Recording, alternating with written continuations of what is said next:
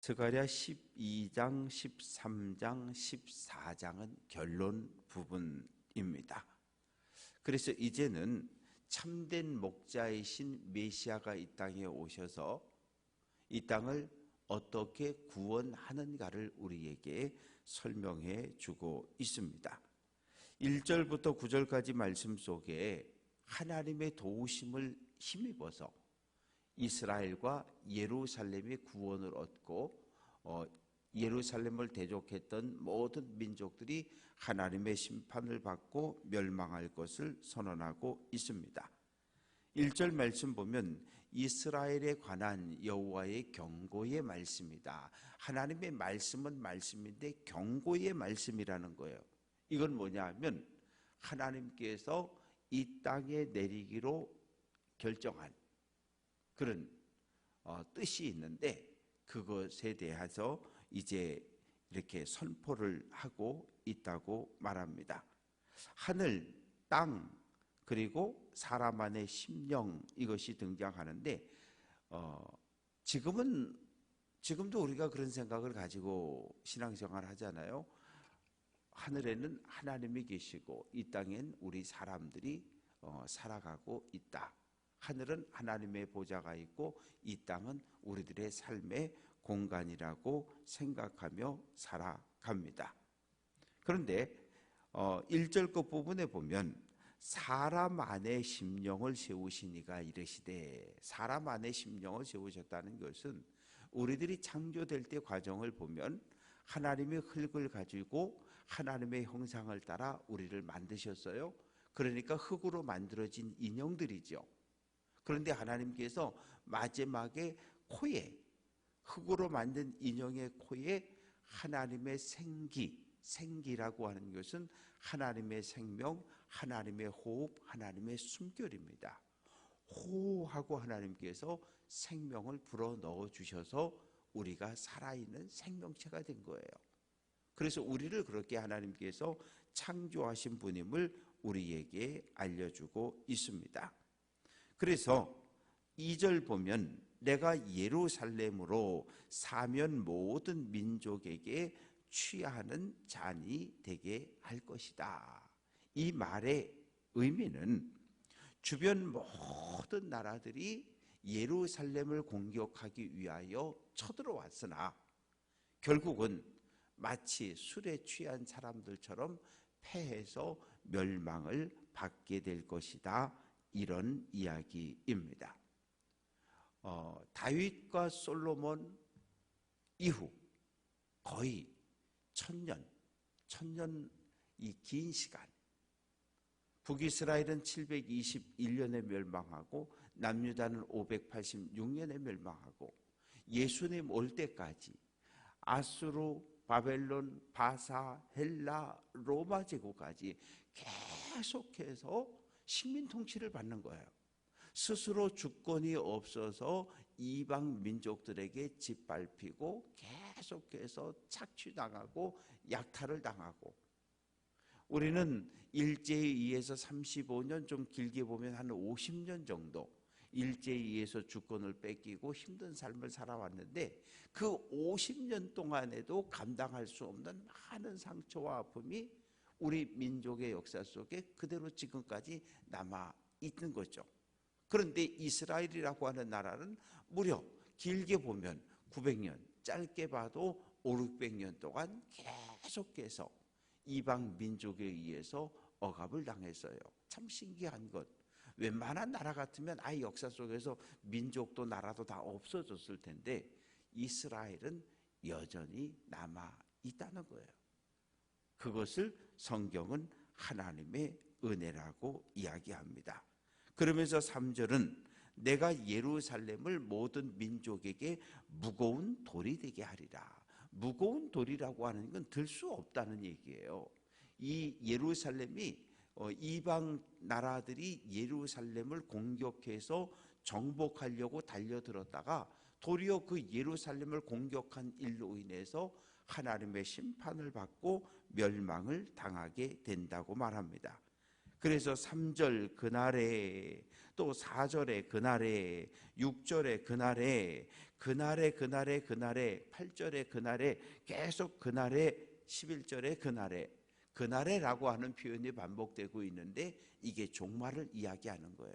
하나님이 메시아가 이 땅에 오심을 이야기하는 거예요. 그런데 메시아가 이 땅에 오셨다, 어떤 일이 벌어질까요?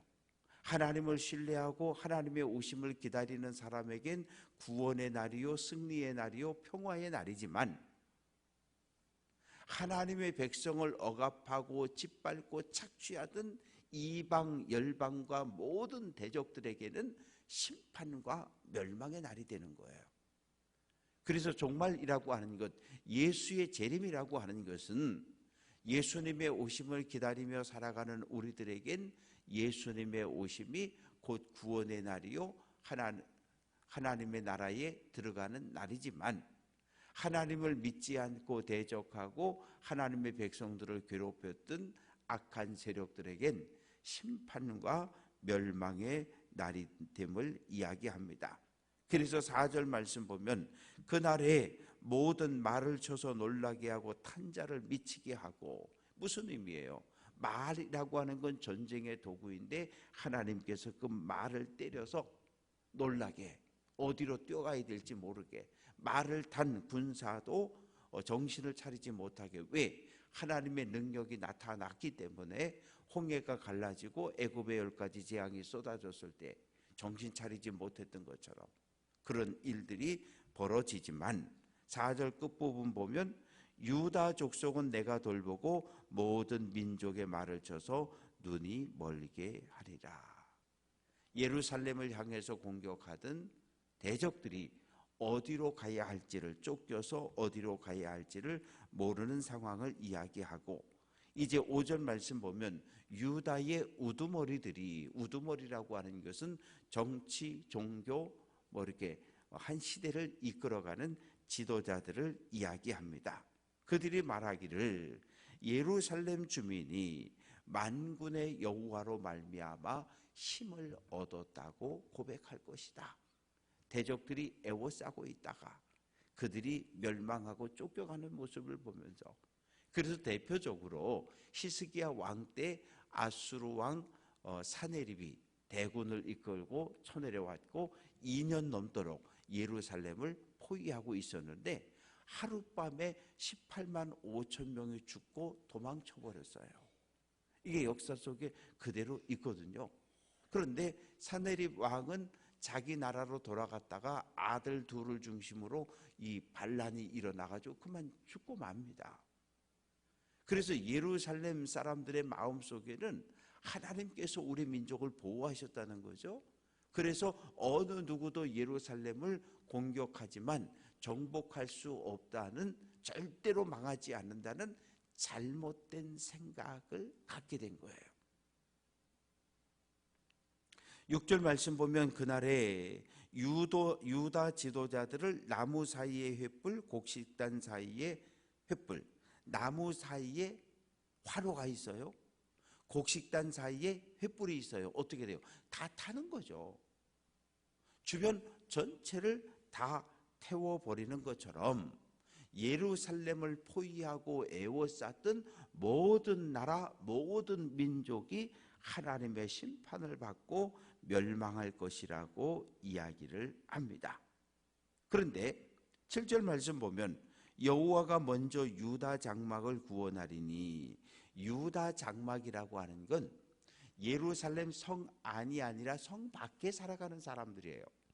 예루살렘 성은 해발 760m 산 꼭대기에 건축이 되어진 성이고 성벽의 높이가 12m에서 15m예요. 그러면 12m면 아파트 한 층의 높이를 2.5 정도 잡으면 적어도 4층, 5층 높이의 성벽이란 말이에요. 이거 공격하기 힘들어요. 15m라 그러면 거의 7층 높이의 아파트인데 이걸 어떻게 공격을 합니까? 공격 못해요. 거기다가 기드론 시냇가가 물이 흐르죠. 이쪽에 흰동 골짜기가 있죠. 그래서 예루살렘 성을 이 난공불락에 이거 무너뜨리기 어려운 거거든요. 그러나 이 예루살렘을 제외한 평지에 있는 모든 성읍들은 이게 뭐 성을 쌓아놓은 것도 없으니까 그냥 다 짓밟히고 마는 거예요. 그래서 하나님께서 오늘 7절 말씀 보면 여호와가 먼저 유다 장막을 구원한다. 유다 장막을 구원한다는 말의 의미 속에는 일반 백성들, 서민들이 살아가는 그 마을을 먼저 보호하고 구원해 줄 것이다. 그래서 예루살렘에 살아가고 있는 왕족이든지 귀족이든지 제사장이든지 이 일반 그 땅에 살아가고 있는 서민이든지 모두가 하나님의 구원을 경험하게 된다. 8절 그날의 여호와가 예루살렘 주민을 보호해 줄 것인데, 백성들 가운데 나는 약해, 나는 힘이 없어 이렇게 말하는 사람들조차도 대적과 전쟁할 때는 다윗과 같이 힘이 있을 것이고 이 사자처럼 날쌘 것이라고 이야기를 합니다. 그래서 9절 말씀 보면 예루살렘을 치러 오는 이방 나라들을 그날에 내가 멸하기를 힘쓰리라. 하나님이 멸망시킨다는 거예요. 그래서 아수르 군대가 쳐들어왔지만 하나님께서 그날 밤 치셔서 18만 5천이 죽고 사내립은 도망치고, 그러니까 이때부터 남유다 예루살렘 사람들의 머릿속에는 다윗의 왕조가 통치하는 남유다는 영원히 멸망하지 않는다라고 하는 잘못된 생각이 들기 시작하는 거예요. 왜냐하면 예루살렘이 거룩할 수 있는 이유는 무엇입니까? 하나님을 신뢰하고 하나님 말씀에 순종하는 거룩한 하나님의 백성들이 머물 때 예루살렘은 거룩한 도성이지만 그곳에 예수님 말씀처럼 강도의 소굴을 만들어버리면 예루살렘은 절대로 거룩한 곳이 될 수 없고 하나님의 은혜를 경험할 수 없습니다. 이제 10절부터 14절까지 말씀 속에 하나님께서 이스라엘 백성들에게 은총을 베풀어 주실 것을 이야기하고 하나님의 은혜를 경험한 이스라엘 백성들이 회개한다는 이야기가 기록이 되어져 있습니다. 내가 다윗의 집이라고 하는 것은 다윗의 가문, 다윗의 후손을 이야기합니다. 그리고 통치를 받는 예루살렘 백성에게 은총과 간구하는 심령을 부어준다. 이 은총이라고 하는 건 뭐냐면 은총의 영을 부어준다는 거예요. 은혜라고 하는 것은 왕이 신하에게 아무런 대가 없이 베풀어주는 은혜, 이걸 은총이라고 하는 거예요. 그러니까 상을 준다는 이야기죠. 대통령이 함께 일하는 이 사람들한테 선물을 주는 거예요. 그럼 선물을 줬어요. 선물 받았어요. 그러면 왕이 나에게 준 선물보다 더 귀한 선물을 신하가 드릴 수 있어요, 없어요? 절대 못 드려요. 그것을 은혜라 그러는 거예요. 하나님께서 우리에게 베풀어 주시는 은혜는 그런 거예요. 우리는 받기만 하지 이걸 되갚을 그 어떤 능력이 우리에게 없어요. 그리고 간구하는 심령을 부어준다는 것은 하나님 앞에 나아가서 하나님 앞에 우리의 마음을 내어놓고 하나님 우리의 마음을 받아달라고 우리의 기도를 응답해달라고 간절히 구하는 마음을 간구하는 심령이라고 표현합니다. 그 은총과 간구하는 심령을 부어주리니 그들이 그 찌른 바 그를 바라보고 그를 위하여 애통하기를, 하나님 앞에 자기 자신들의 죄를 꺼내놓고 회개의 기도를 드리는데 마치 독자가 죽은 것처럼, 아들이 딱 하나인데 그 아들이 죽었다는 거예요. 장자가 죽은 것처럼. 이 독자나 장자는 여기에서 뭐예요? 다음 세대잖아요. 내 뒤를 이어갈, 우리 가문을 이어갈 다음 세대가 죽었어요. 그럴 때 우리 속담에 그런 말이 있잖아요. 부모는 돌아가시면 산에 갖다 묻지만 자식은 죽으면 이 마음속에 묻고 산다고. 독자가 죽고 장자가 죽었다는 얘기는 삶의 의욕이 사라졌다는 얘기예요. 삶을 살아갈 그 어떤 소망을 잃어버린 상태를 이야기하는 겁니다. 실제로 우리 사회 속에서 이런 일들이 여기저기서 벌어지잖아요. 노동 현장에서도 뭐 출근을 하다가 퇴근을 하다가 피가 내려서 사고가 나서 수없이 이런 일들이 벌어지는데 자식을 잃은 부모의 마음을 위로할 수 있는 사람은 아무도 없습니다. 그렇게 통곡한다는 거예요. 하나님 앞에 회개의 기도를 드린다는 거예요. 내 마음을 찌른다는 거예요.